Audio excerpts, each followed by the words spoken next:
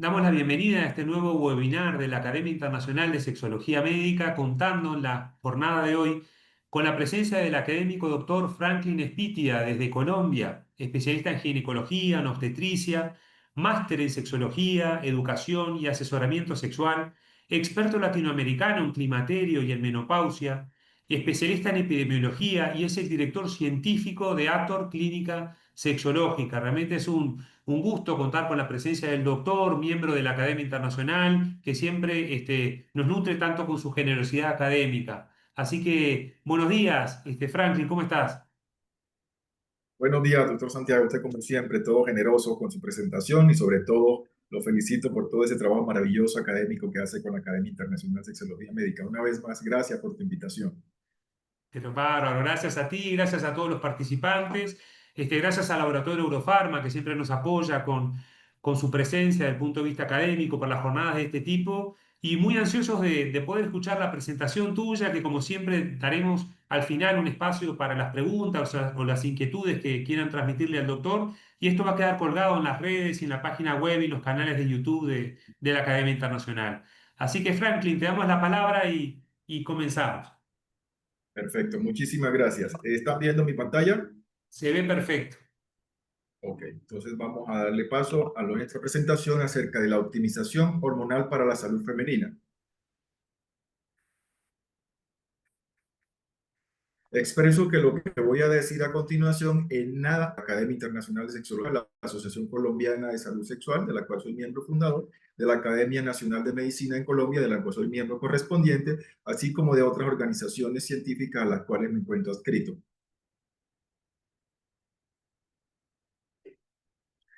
Debemos recordar que las hormonas juegan un papel clave en la regulación de los niveles de energía, el metabolismo, el estado de ánimo y el bienestar general de las personas.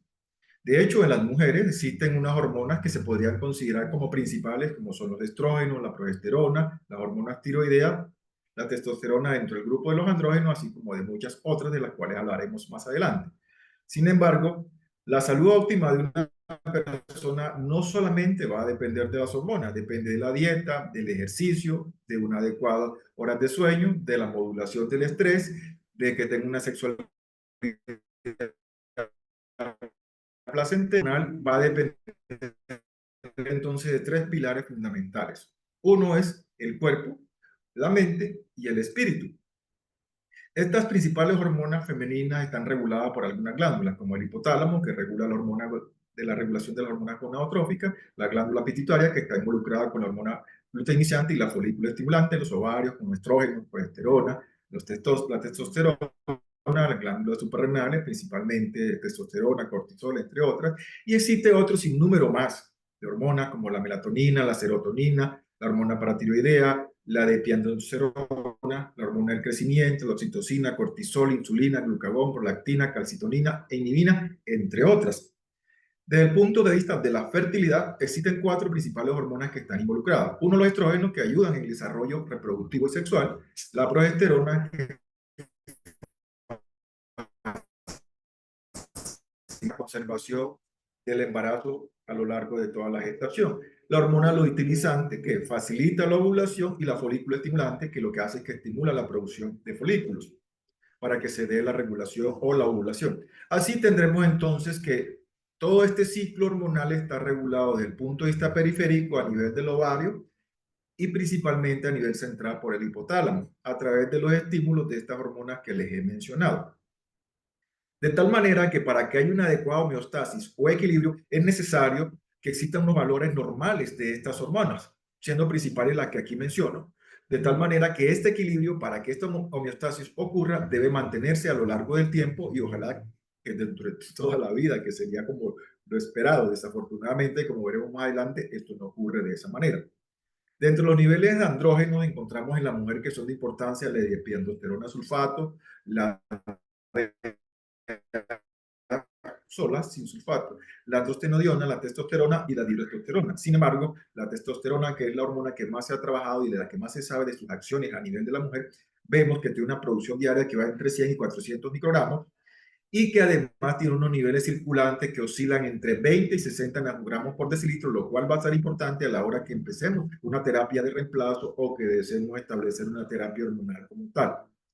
Va a depender un 25% de su producción de las glándulas suprarrenales, otro 25% del ovario y un 50% que va a ser de la conversión periférica de la androstenediona. De tal manera que todos estos niveles hormonales deben estar en completo equilibrio o niveles normales para que se mantenga el ciclo fisiológico de la menstruación, de la homeostasis y de la regulación del estado de equilibrio del cuerpo en la persona. A través del tiempo, en los últimos, se puede decir que en las últimas 2 décadas, se ha visto un reconocimiento. Entonces evaluamos por estrado que evalúa las escalas reproductivas, observamos cómo ocurre la menarquia y la menopausia, que sería como una etapa de un año anterior a la última menstruación. Esto nos va dando entonces que pasemos dentro del periodo de climaterio de una etapa reproductiva a una etapa no reproductiva, la cual puede temprana o tardía y que va a estar regulada a través de unas alteraciones en el ciclo menstrual y que se puede acompañar de unas variaciones en unas hormonas como la folículo estimulante, la hormona timuleriana, la inhibina B, entre otras, naturalmente con una disminución de los estrógenos y que se va a acompañar de una serie de síntomas climatéricos, vasomotores o menopáusicos que van a caracterizar la etapa posterior a la etapa reproductiva. Es ahí entonces donde surge la pregunta de cuáles son los beneficios de las hormonas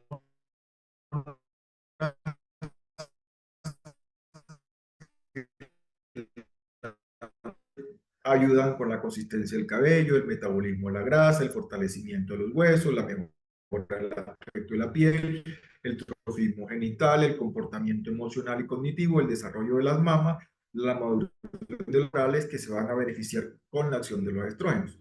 Por su parte, la progesterona no es menos importante. Ayuda en la regulación del ciclo menstrual, la preparación del endometrio para la implantación y el mantenimiento del embarazo, como les mencioné anteriormente.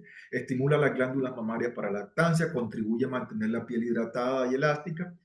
En el sistema nervioso central tiene unos efectos sedantes o de somnolencia y además de la mejora del estado de ánimo y participa en la modulación del sistema inmunológico que va más allá de lo simplemente hormonal y adicionalmente se ha descubierto que tiene un efecto antiinflamatorio, lo cual es muy importante a la hora de hablar de enfermedades osteomusculares que se hacen presentes en el proceso de envejecimiento. Por su parte, los controvertidos andrógenos en la mujer cada día se le descubren más y mejores acciones que van estudiándose en detalle, como la función sexual, el vello corporal, el desarrollo de la musculatura, la cognición, la grasa magra, etcétera. Es decir, que sus beneficios van mucho más allá de la simple función sexual como se pensaba en el pasado. De hecho, este interesante estudio que fuera publicado ahora recientemente en el Veneno de este año, sabemos que la testosterona en la mujer tiene unos efectos que son más allá de lo simplemente sexual. ¿Y cuáles entonces serían los efectos cuando hay una disminución de los estrógenos en la mujer? Pues este déficit estrogénico va a acelerar el proceso de aparición de la menopausia y causa una gran variedad de efectos físicos y emocionales. Y reconozco y acepto y entiendo y publico y manifiesto que diferentes autores ya son claros en afirmar que entre el 10 y el 15% de los casos de las mujeres que tienen síntomas severos e intensos es tal esta afectación que puede interferir con sus actividades diarias y con el sueño, entre otras, en este tipo de población, que oscila en casi que el 20% de las mujeres. De hecho, nosotros mismos hemos hecho algunas publicaciones con respecto a la prevalencia de la caracterización de la sintomatología menopáusica y de su efecto en la calidad de vida y la función sexual, entre otros aspectos de la mujer.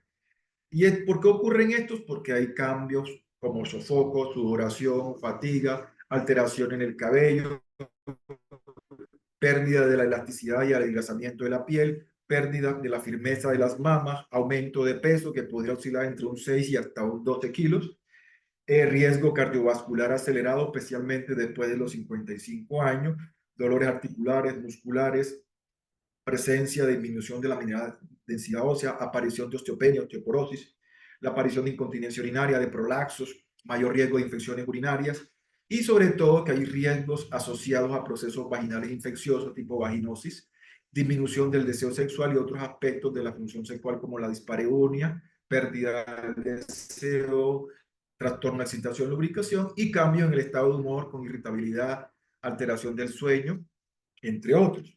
De hecho, cuando evaluamos porcentualmente la aparición de todas estas sintomatología, encontramos que el 20% tiene ansiedad, irritabilidad e insomnio, que podría oscilar hasta el 45%, 12% cursa con depresión, 40% de osteoporosis, lo cual es una prevalencia muy alta que si la comparamos contra menos del 10% de la diabetes, es una enfermedad subtratada, subdiagnosticada y sobre todo que está en casi que completo abandono porque no le estamos dando la prioridad necesaria a la osteoporosis en la mujer que va progresando en años.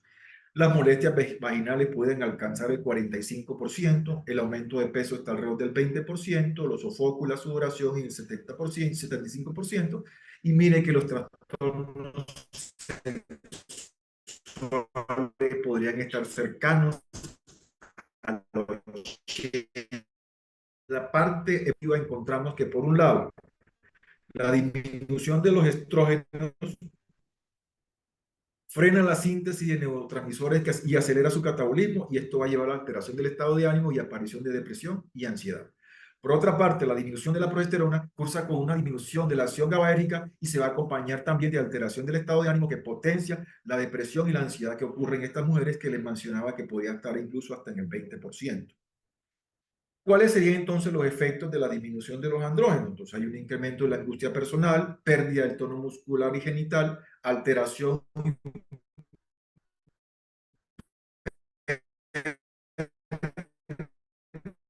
en los pezones y del clítoris, con dificultad en la aparición de los orgasmos y disminución en la excitabilidad y capacidad orgásmica de las mujeres. De tal manera que cuando hay una disminución de estas hormonas que son tan relevantes en la salud femenina, vamos a encontrar una serie de alteraciones que van más allá de lo simplemente del escenario sexual.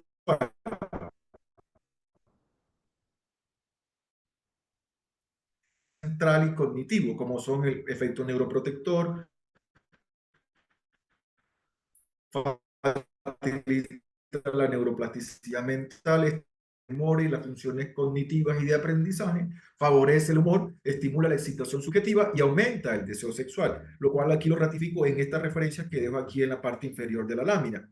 Sabemos también que estos andrógenos tienen un ciclo que va disminuyendo a lo largo del tiempo el crecimiento de la mujer, y va a ver que con el tiempo va a disminuir después de los 20 años alrededor de un 50%, y que se va a mantener ya hasta entre 65 y 75 años de edad de la mujer. Ahora, en un escenario que solemos ver con mucha frecuencia y que en nuestro medio está alrededor del 35-45%, como es la oforectomía asociada a la histerectomía, vamos a encontrar que los niveles de testosterona, por ejemplo, tanto en la premenopausia como en la posmenopausia, son casi que más de un 50% inferiores a cuando no se ha practicado la oforectomía o la extirpación de los ovarios. Lo mismo ocurre con la androstenediona, uno de los andrógenos muy importantes en la mujer.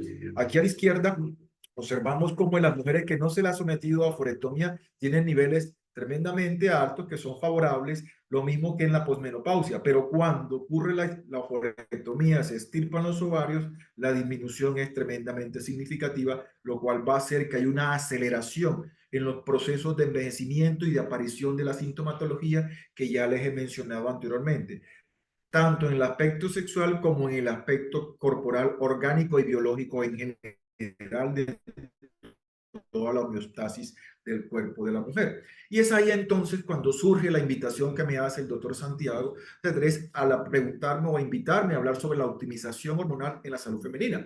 De hecho, a medida que se envejece, este desequilibrio hormonal puede provocar síntomas como la mencioné, fatiga, aumento de peso, trastorno del sueño y reducción de la función cognitiva y general, lo cual amerita que haya una optimización hormonal con el objetivo de restaurar el equilibrio hormonal, mejorar la calidad de vida, reducir los problemas de salud relacionados con la edad o el proceso del envejecimiento, tratando de llevar una salud óptima a lo largo de los años.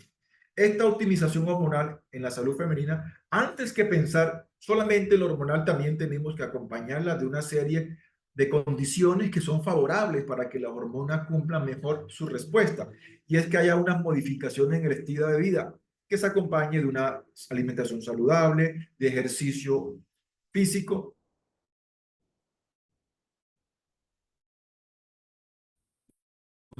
De lado. Por otra parte, los tratamientos médicos también se deben acompañar de vitamina D, de suplencia de magnesio, zinc, entre otros, elementos que deben, que más adelante les podría tener alguna acción como la maca, la raza de acción, aunque hasta ahora se ha visto que podrían ayudar de algún modo. Por otra parte, hoy por hoy está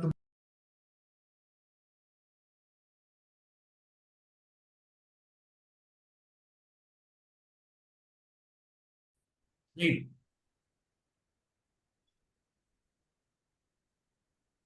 te escucho. seguimos.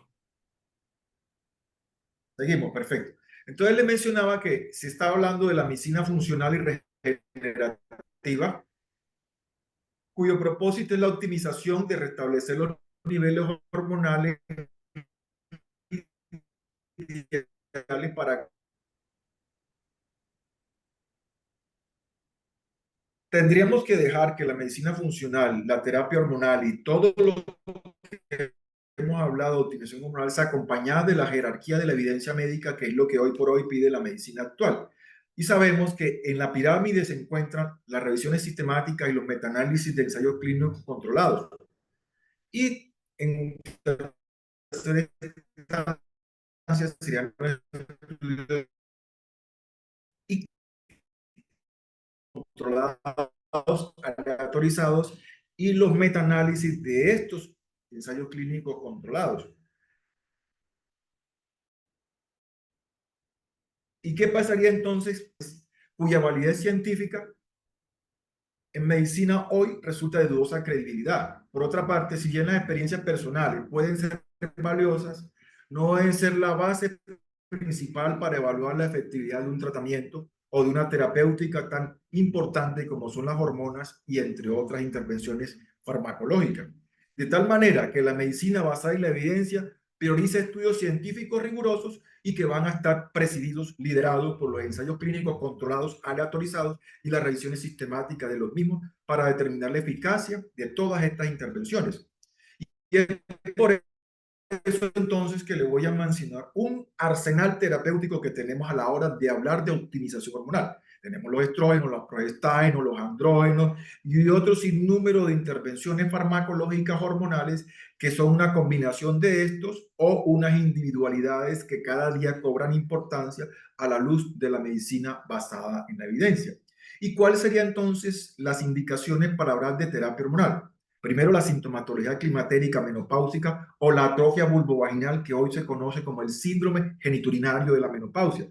Dos, la insuficiencia ovárica primaria, que es cuando una mujer tiene alteraciones hormonales que caracterizan una menopausia temprana antes de los 40 años y que amerita una intervención farmacológica de tipo hormonal, buscando el propósito de optimizar su arsenal hormonal y la homeostasis y el equilibrio de sus cuerpos. Y lo otro sería bajar o prevenir la osteoporosis o las fracturas que se puedan ocurrir por ese déficit hormonal. Sin embargo, podría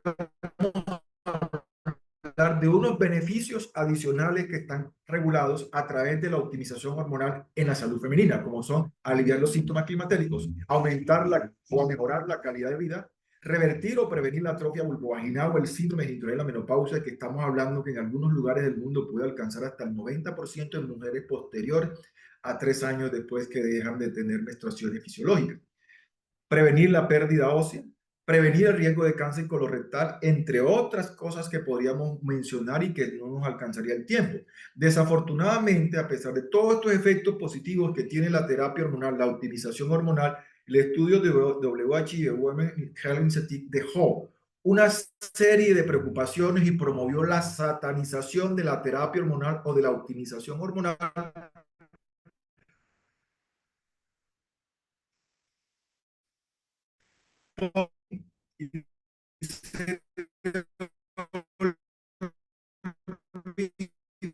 y eso llevó de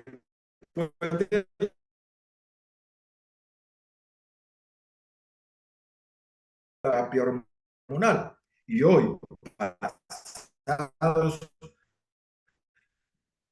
más de décadas, 23 años con la optimización hormonal en mujeres que tienen la indicación y que están muriéndose a consecuencia de no recibir una terapia hormonal que podría generar beneficios dramáticos, significativos en su funcionalidad orgánica, tal como lo he mencionado, gracias a esos beneficios. Desafortunadamente, esa satanización que hubo con la terapia hormonal se centró en unas intervenciones que estaban ligadas a dos moléculas específicas, que eran los estrógenos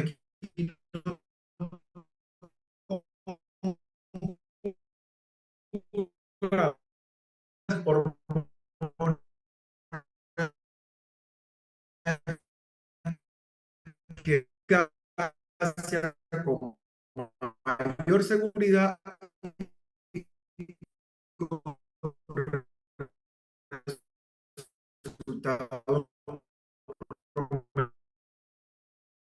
van a depender del acetato de moroxidil, no tiene las bondades que caracteriza, por ejemplo,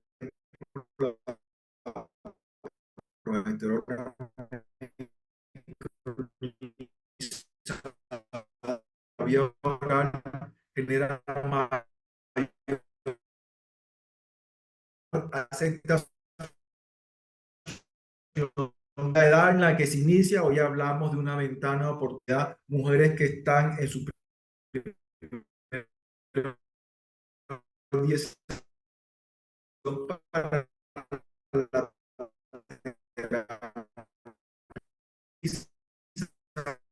de estas mujeres y que podrían llegar hasta los finales de su vida, sabiendo que hoy las mujeres alcanzan más de 90 años en promedio y que de vida, y que eso pues garantiza que el seguimiento adecuado y optimizado nos permita facilitarles el uso, la optimización hormonal, y que tendríamos que individualizar cada caso en particular. Sabemos que la optimización hormonal debe estar centrada en una manera holística, centrada en la persona, medicina de precisión, porque la optimización hormonal es un traje a la medida, hecho a cada individuo en cuestión en particular, porque no podemos generalizar que su uso indiscriminado va a obrar per se en beneficio de algunas o de todas las mujeres, porque esto, vuelvo y repito, esto es un traje, esto es un vestido hecho a la medida. ¿Cuáles serían entonces los beneficios de la optimización hormonal con respecto a la calidad de vida y la salud sexual en una mujer?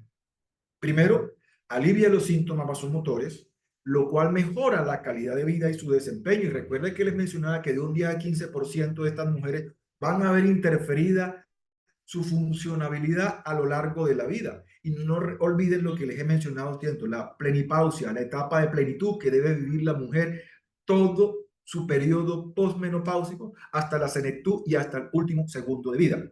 El aumento del aporte sanguíneo a la vagina que mejora la excitación, la lubricación y la dispareunia. La disminución del pH vaginal que va a mejorar el trofismo y va a ayudar a que no aparezcan la vaginosis o las infecciones vaginales recurrentes, así como los procesos infecciosos urinarios. Y restituye el epitelio vaginal favoreciendo el trofismo, la excitación, la lubricación, la aparición de los orgasmos y naturalmente que restaura el umbral de presión, vibración del clítoris y de la vagina, haciendo que la plataforma orgásmica sea mucho más favorable y aparezcan unos orgasmos satisfactorios. Puedo precisar que si bien la terapia hormonal, la optimización hormonal per se, no está asociada con mejoría de las disfunciones sexuales, los efectos que genera a nivel corporal y la resolución de los síntomas asociados al déficit hormonal implica un aumento del deseo y la excitación sexual y mejora la funcionabilidad al disminuir los trastornos del sueño, mejora la receptividad, la percepción sexual y restablece la receptividad a los encuentros sexuales, que es una etapa evasiva que vive la mujer cuando esas hormonas no están en niveles óptimos. De tal manera que podría decirle que los beneficios de la terapia hormonal, de la optimización hormonal, son de carácter sistémico, cefalocaudal o caudocefálico, de tal manera que el cerebro, los pulmones, el corazón, las glándulas mamarias, el hígado, las glándulas suprarrenales, los riñones, el colon, las trompas de falopio, los ovarios, el útero, la vejiga, los huesos, etcétera, a nivel sistémico va a tener unos beneficios que no se los da ninguna otra molécula ni ninguna otra intervención. Y para eso les dejo esta publicación que fuera reciente, de ahorita octubre del año 2024, en donde nos habla de las bondades de la optimización hormonal. Por su parte, el uso de los progestágenos mejora la calidad del sueño, tiene un efecto positivo en el hueso, tiene un efecto positivo en la presión arterial y previene la proliferación e hiperplasia endometrial que podrían generar los estrógenos o los andrógenos en algún momento por su uso. Los andrógenos, con todo lo que generan discusiones, con todo lo que hace que se desgarren las vestiduras, debemos dejar claro que si bien los estrógenos se han reconocido como la principal hormona responsable de la salud y el funcionamiento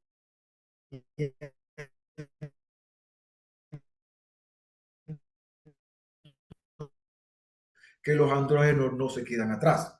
Desempeñan un papel crucial de la salud urogenital, corporal y cognitiva de la mujer. Y eso también aplica para el hombre.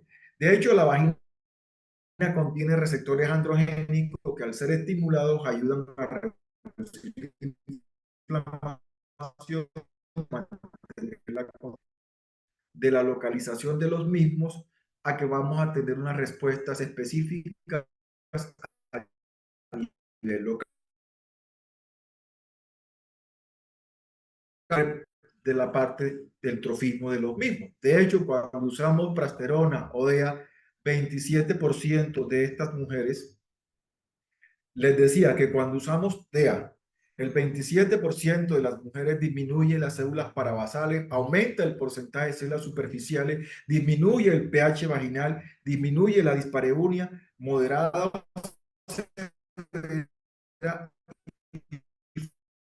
favorece una sintomatología menos desfavorable a nivel genital en estas mujeres. De tal manera que los efectos de esta han demostrado que alivia la atrofia vulvaginal y la dispareunia moderada grave en mujeres posmenopáusicas, mejora todos los dominios de la función sexual en fenómenos estrictamente locales en la vagina y se ha visto que el índice de función sexual femenina mejora el deseo un 28%, la excitación un 49%, la lubricación un 115%, el orgasmo un 51%, la satisfacción sexual un 41% y el dolor, dispareunia, hasta un 108%. Y hay mucha literatura que así lo avala, como tal se lo estoy mostrando en estas investigaciones. Pero también quiero precisar, el uso de la DEA sistémica, usada en tabletas, en ampollas, en cápsulas, no tiene un impacto significativo en la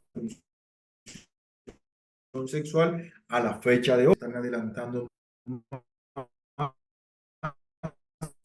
y mejores investigaciones que la testosterona, a la luz de la evidencia, deja claro en la última publicación que según la NANSI, la Asociación Norteamericana de Menopausia, a la fecha de hoy, que no hay suficientes datos para confirmar la seguridad y eficacia en la terapia local sistémica con testosterona para el tratamiento del síndrome geniturinario, así para el tratamiento de disfunciones sexuales precisas más allá de la posmenopausia o de otras intervenciones que buscan esa optimización hormonal.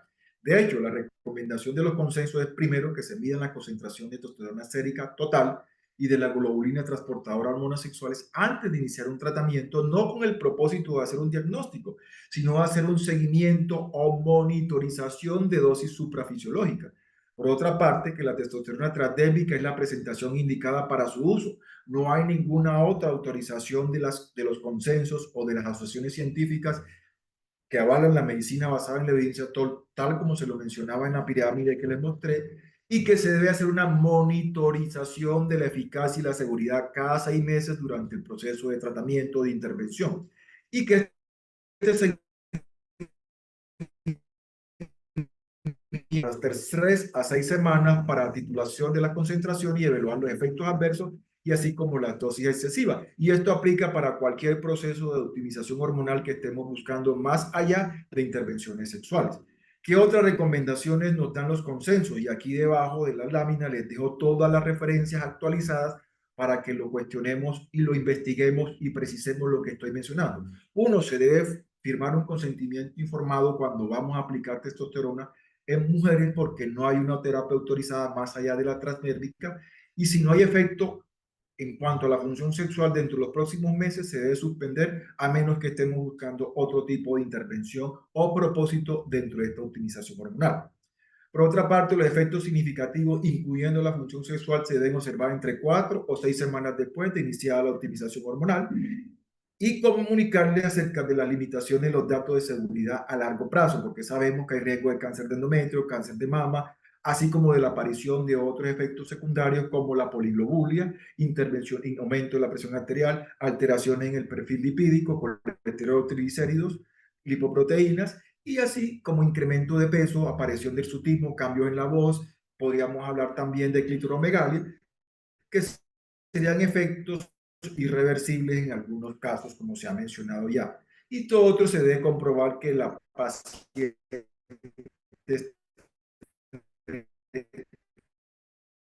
vemos que la única indicación que tiene la testosterona en este momento es el tratamiento nuevo antes que han sido diagnosticadas con trastorno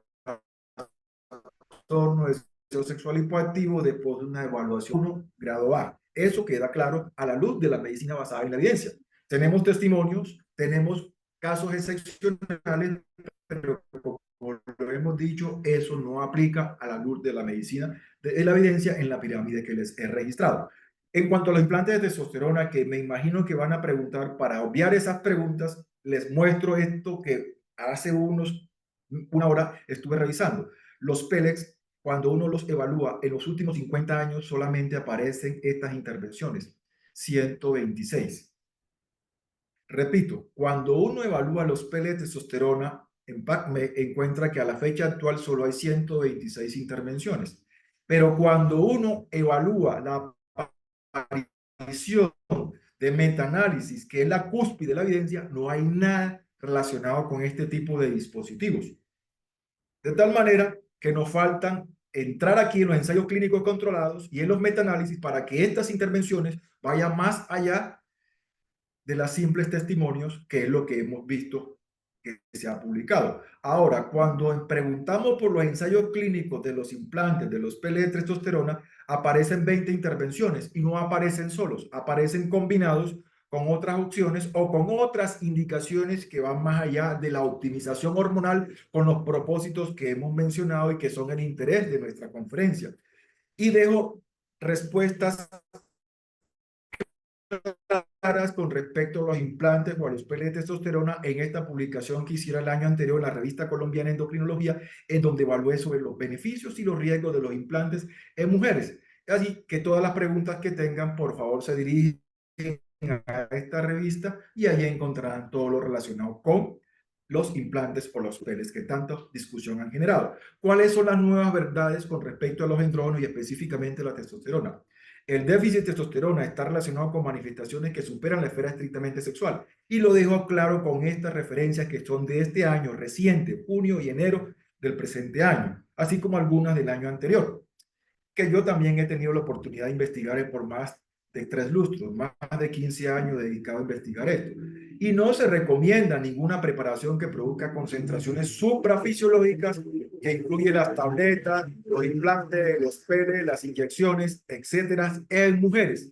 De tal manera que los datos han demostrado que la terapia con testosterona es inefectiva cuando los niveles de testosterona total son mayores a 90 nanogramos por decilitro, como les mostré en las diapositivas iniciales, donde hablaba de los niveles correspondientes, de que se producían de 100 a 400 microgramos día y que los niveles séricos iban entre 20 y 60 nanogramos por decilitro diario o en las concentraciones sanguíneas en las mujeres en ayunas.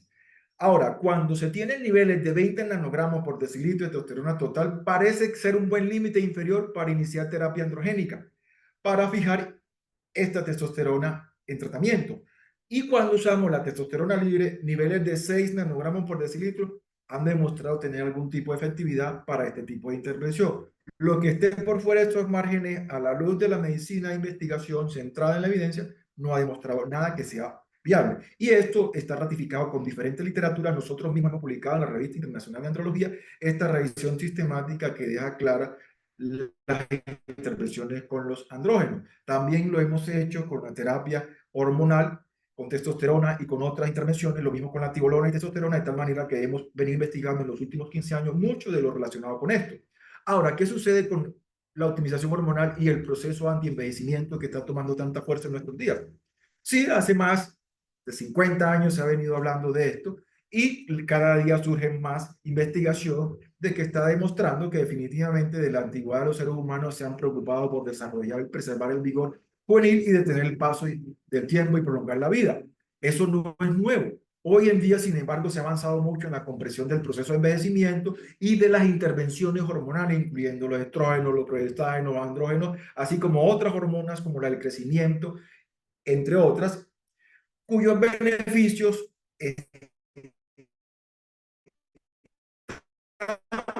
cada día dando, las recomiendan como terapia viable para ralentizar el proceso de envejecimiento y detener enfermedades relacionadas con la edad y mantener la vida. De tal manera que esperemos que después de que termine mi conferencia aparezcan más autores o más intervenciones demostrando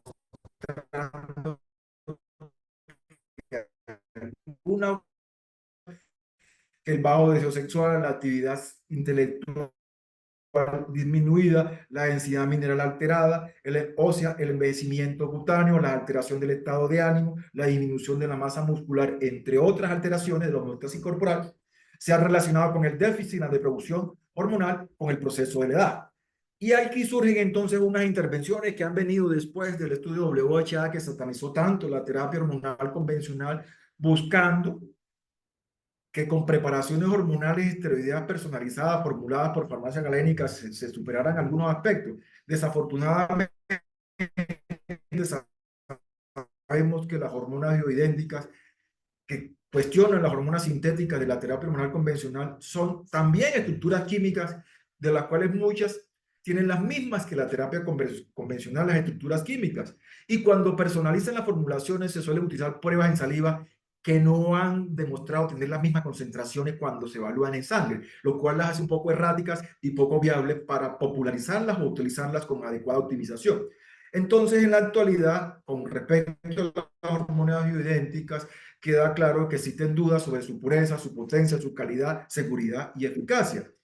Y surgen hoy, por ejemplo, en esta revisión que hice de este año, consideraciones legales que tendríamos que anticiparnos para que hayan cambios en el futuro. Ahora están presentando los compuestos de hormonas bioidénticas que están tomando auge criticando la terapia hormonal convencional por los riesgos que hemos mencionado que aparecieron hace 23 años con el estudio WHI y cuyo auge pues se debe realmente a esa satanización que hubo en su momento. También tiene que ver la desinformación sobre la terapia hormonal convencional y a la aparición de esos temores de riesgo de cáncer de mama, de que aparición de tromboembolismo y a que la población, tanto de pacientes como de los mismos profesionales de la salud, no se han actualizado con respecto a estas condiciones.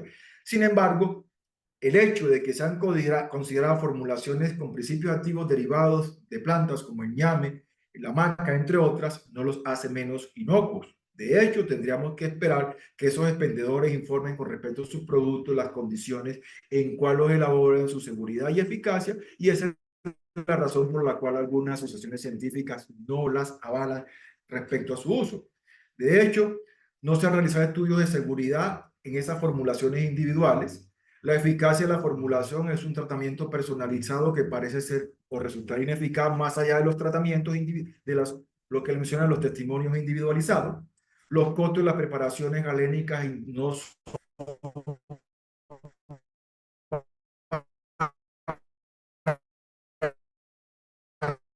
que entrar a investigar, que son genéricos y específicos, donde los riesgos genéricos están asociados con la preparación, los errores del operador, las precauciones de higiene, los procesos infecciosos que pueden estar asociados, las concentraciones adecuadas y también los riesgos específicos que están asociados con los efectos colaterales y las posibles intervenciones farmacológicas que no han sido estudiadas y que demandan que para formularlas de manera sistemática tendríamos que tenerlo a la luz de la medicina basada en evidencia. De tal manera que la falta de información científica expone al médico a acusaciones de prescripción indebida y a posibles riesgos prevenibles. Y ahí entonces teníamos que entrar a cuestionar si estamos hablando de mala praxis porque estamos utilizando productos que ponen en riesgo y que no están avalados científicamente. Y de eso cada día surgen más evidencia y las asociaciones científicas como el Colegio Americano de Ginecología y Obstetricia, los italianos que publicaron este trabajo en la Sociedad Menopausia, por ejemplo, ahorita recientemente la Federación Latinoamericana de Climaterio y Menopausia lo hicieron nuestros profesores y dejaron claro lo mismo que la Asociación Española de Endocrinología y Nutrición que lo publicó ahora en marzo del 2025, que ninguna asociación científica debe avalar estas hormonas estos compuestos, hormonas bioidénticas, porque existe inconsistencia en la potencia, en la bioequivalencia, en la información sobre su calidad, faltan estudios sobre su uso en cuanto a la dosis correcta, la seguridad y la eficacia, y que posiblemente a largo plazo ocurran riesgos que no han sido evaluados, de tal manera que no se recomienda su uso a la luz de la revisión. Entonces, volviendo a la optimización hormonal para la salud femenina, dejó claro que esta se centra en ajustar los niveles hormonales para mejorar la salud y el bienestar general en la paciente indicada, en la dosis correcta, en la prescripción que necesita, en el medicamento que es y sobre todo en la individualización de la medicina holística centrada en la persona, volviendo a que este es un traje a la medida. No lo podemos usar de manera sistemática en toda la población. Y hay que buscar equilibrar las hormonas, llámese estrógeno, llámese progestágeno, llámese andrógenos, etcétera, porque tienen roles cruciales en diversas funciones corporales en la mujer. En conclusión, la optimización hormonal es una herramienta para restaurar el equilibrio y aumentar la energía y mejorar el bienestar general de la mujer. Ayuda a los ajustes en el estilo de vida y en los tratamientos médicos, favorecen a que esas hormonas lleguen a sus niveles óptimos. La terapia hormonal definitivamente ofrece beneficios incuestionables en la paciente indicada y los andrógenos van más allá de los beneficios de la esfera sexual. Desafortunadamente, para muchas personas que les gustan, no son recomendables los compuestos de hormonas bioidénticas a la luz de las acciones científicas de hoy. Muchísimas gracias y estaré atento a sus preguntas y dejaré de compartir para hacerle la palabra al maestro doctor Santiago Cedrés. Muchas gracias, Franklin. Realmente muy claro toda la exposición, un enfoque del tema global. La verdad que gracias y felicitaciones por la presentación. Quería comentarte, Gracias. si bien tenemos poco tiempo, algunas preguntas que han ido llegando de la gente que te ha escuchado. Una persona pregunta desde Argentina, ¿qué dosificaciones pide usted en una mujer con deseo sexual hipoactivo en la posmenopausia? Me imagino que hablará de dosificaciones de hormonas. Ah, perfecto. Si estamos hablando, por ejemplo, de una mujer en la posmenopausia que tiene una indicación, por ejemplo, si el bajo deseo sexual está demostrado que no es un aspecto relacionado con la pareja, la relación de vínculo, que no tiene un problema sociocultural, que es una mujer que no tiene problemas psicológicos, nos quedaríamos en la esfera biológica y ahí tendríamos que entonces pensar en la terapia hormonal de la menopausia si se acompaña de sintomatología climatérica o menopausia que afecta su calidad de vida o si tiene un síndrome urinario de la menopausia que está afectando su esfera genital, o si queremos pensar en la prevención de la osteoporosis y tiene contraindicación con otras opciones terapéuticas, o si definitivamente esta paciente se encuentra en la ventana de oportunidad y que queremos llevarla más allá de esos beneficios que hemos mencionado. Podemos pensar en la terapia transdérmica, individualizamos, ¿tiene útero o no tiene útero? Las mujeres con útero se deben acompañar de un progestágeno. Yo pensaría que aquí la mejor indicación es la progesterona americanizada, que es la más natural. En la dosis que considere, si la va a usar vaginal, 200 miligramos, o si lo va a hacer de manera cíclica o continua, o si va a hacerlo en el estilo que usted se sienta más cómodo. Yo prefiero hacerlo de manera continua por facilidad con la paciente y porque muchas prescripciones vienen con la combinación. Naturalmente que me gusta mucho el valerato de estradiol dentro de los estrógenos o todo lo que se parezca al estradiol, que es lo más fisiológico. En la dosis mínima, idealmente en el menor tiempo de uso. Sin embargo, no hay ningún problema en extender la dosis, el tiempo de uso de la misma, porque la respuesta y la contraindicación le da a la paciente. Para eso tiene que tener ella un adecuado seguimiento. La ultrasonografía de mama, la mamografía, la densidad mineral ósea, la colonoscopía, la endoscopía, etcétera. Todo aquello que nos va a garantizar que vamos a ofrecer un manejo holístico de la paciente, es decir, una adecuada atención y que el riesgo va a ser mínimo comparado con los beneficios. Y naturalmente, Perfecto.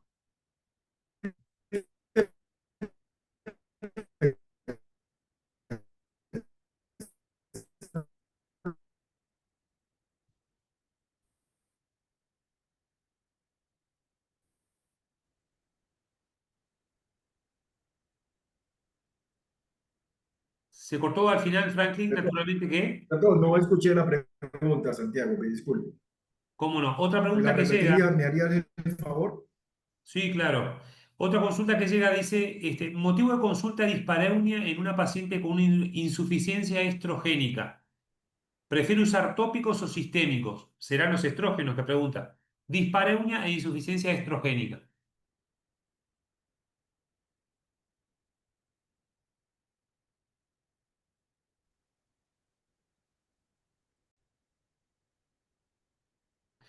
Una nueva pregunta que nos llega dice así, motivo de consulta dispareunia en una paciente con insuficiencia estrogénica. ¿Usted prefiere hacer tratamiento tópico o sistémico? Se hablará de estrógenos, si tópico o sistémico, una disparéunica.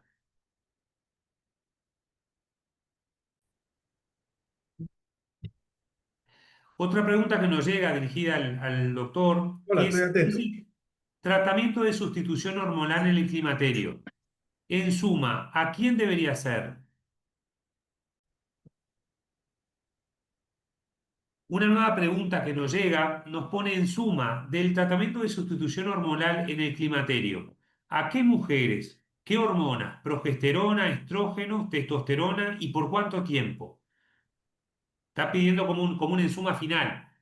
Perfecto. Bueno, realmente la terapia hormonal de la menopausia tiene que ser parte del grupo de la optimización hormonal. Uno no puede negarle a una paciente lo que necesita. Yo siempre he dicho, si usted llega a un paciente con diabetes, con hipertensión, hipertiroidismo, usted no le va a negar la terapia. Usted lo que tiene es que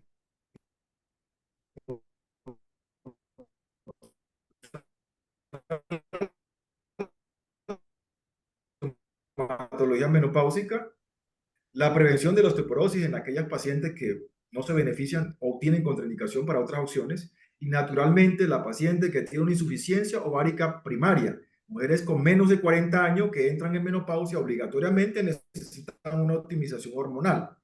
Ahí tendríamos la indicación, pero vamos más allá de los beneficios, como les mencionaba, la parte cognitiva, el aprendizaje, el desempeño físico, la grasa magra, control del peso, etcétera. O sea, todo eso que les mostraba allí, que son más de 40 beneficios que podríamos pasar toda la tarde hablando de ello.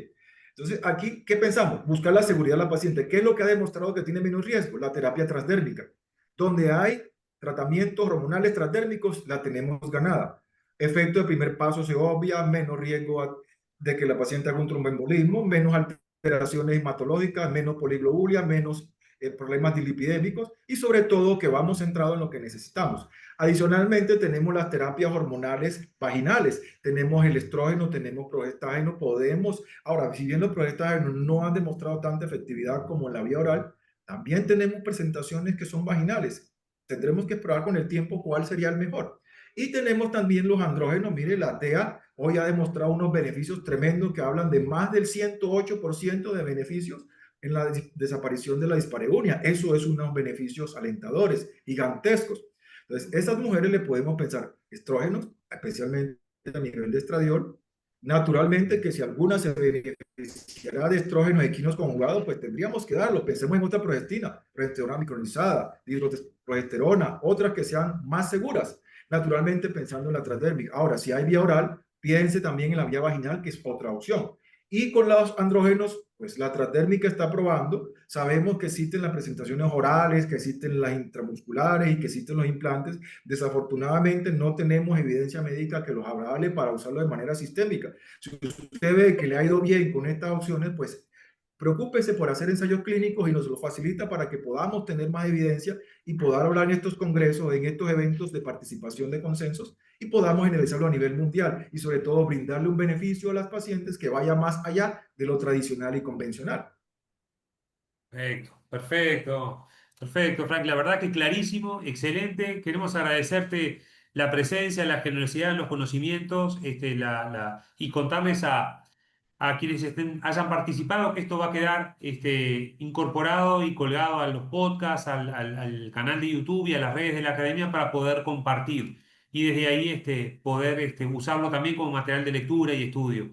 Franklin, un placer escucharte siempre, agradecerte mucho, mucho la colaboración, pese a algunas dificultades técnicas que tuvimos, pero que no han opacado la excelente del contenido de la charla. Muchísimas gracias, como siempre, doctor Cedrés, usted es todo generoso a invitarme a estos eventos que me encanta participar y socializar. Y de verdad que lo felicito una vez más porque estamos próximos al 50 de intervenciones en esto y cada día la academia se está fortaleciendo gracias a su trabajo. Les deseo a todos una feliz tarde y de verdad que siempre dispuesto a colaborar en todo lo que sea necesario con nuestros modestos conocimientos. Muchas gracias, Franklin. Te mando un abrazo. Buena tarde, Y excelente. saludos. Ahí todo. Adiós. Chao, chao.